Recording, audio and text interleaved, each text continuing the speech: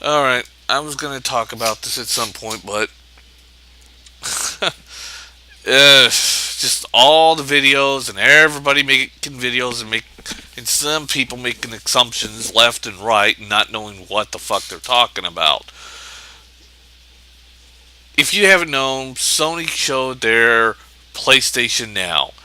And some people are saying it's really great, there's no lag, and they don't know what they're fucking talking about. And the other group of people, like, oh, I don't know, Review Tech USA again, showing that he doesn't understand fucking streaming technology and how it's pretty much a clusterfuck right now.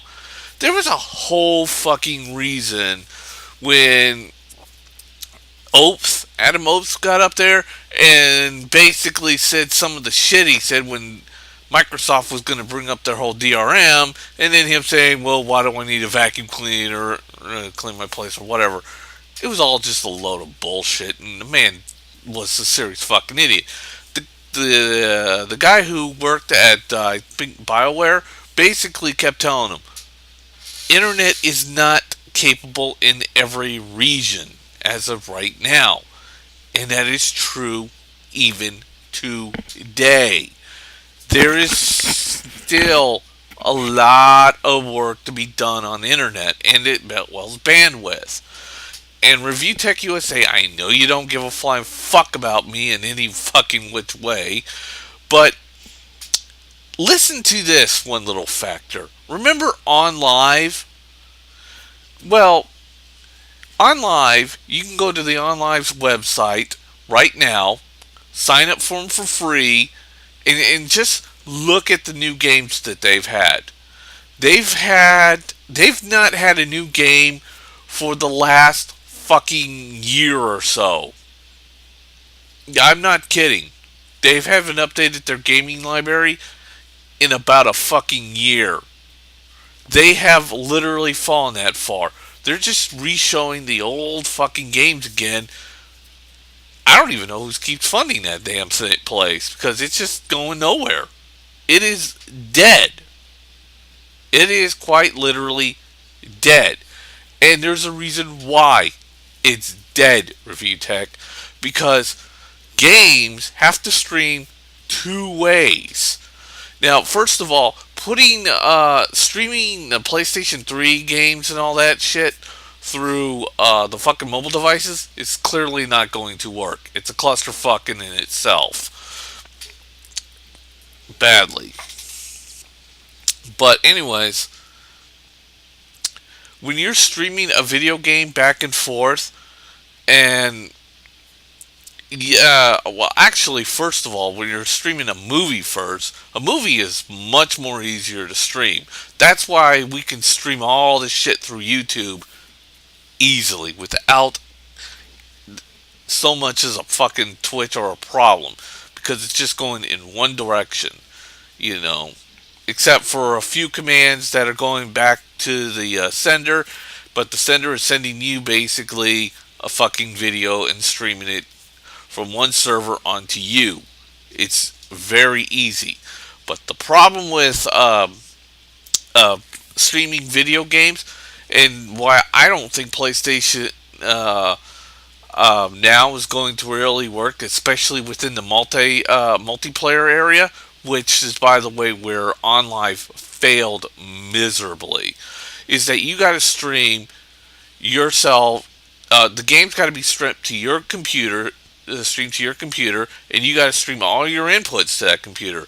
But then when you got to do it on a multi-platform, both their inputs and as well as outputs are being streamed back and forth, and it's a strain. And it literally will cause nothing but lag. The worst kind of lag. Down to almost 1 frame per second. Multi-plat games will literally be unplayable on the service that PlayStation 1 or PlayStation Now is trying to offer. They're just going to stream the games. Your video that you just put out said that PlayStation Now was going to kill the entire market in a matter of 2 years. Was going to kill GameStop in a matter of 2 years. GameStop's stocks dropped when On Live came out. GameStop's dropped when Microsoft DRM was revealed.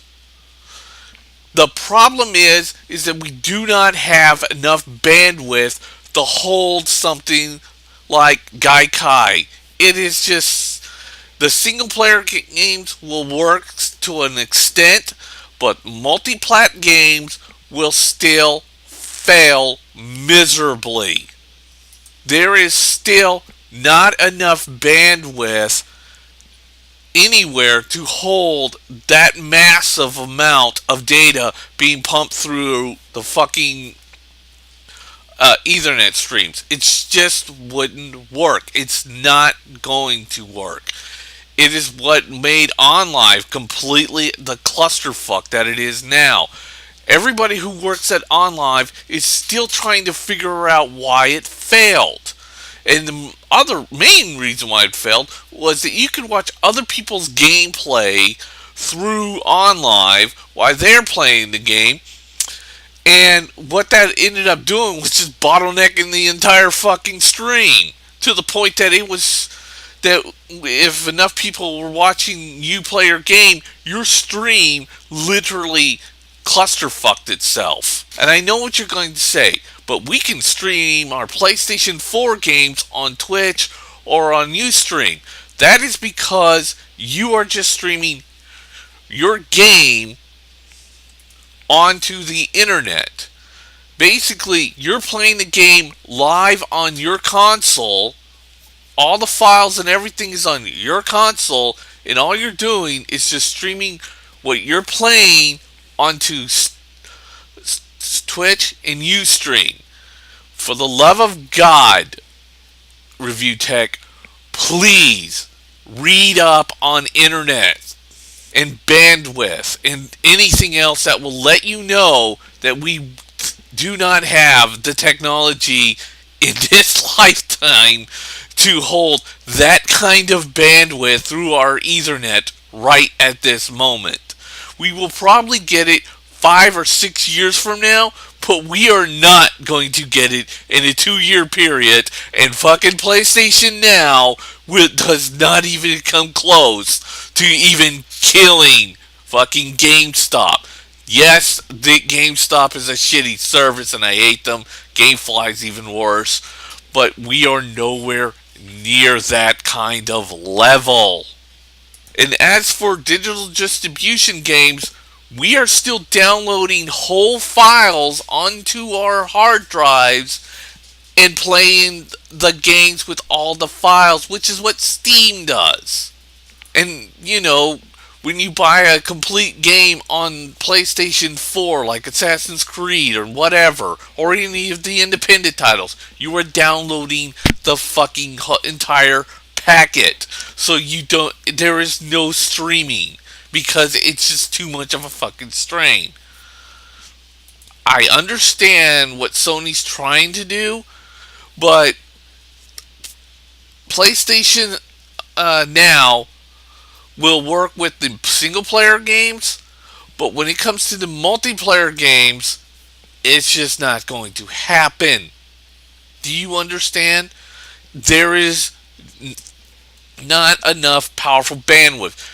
At best you could hold is maybe 2 players, or maybe even up to 4 or even 5 or 6 multiplayer character, or 6 versus 6, 12 players.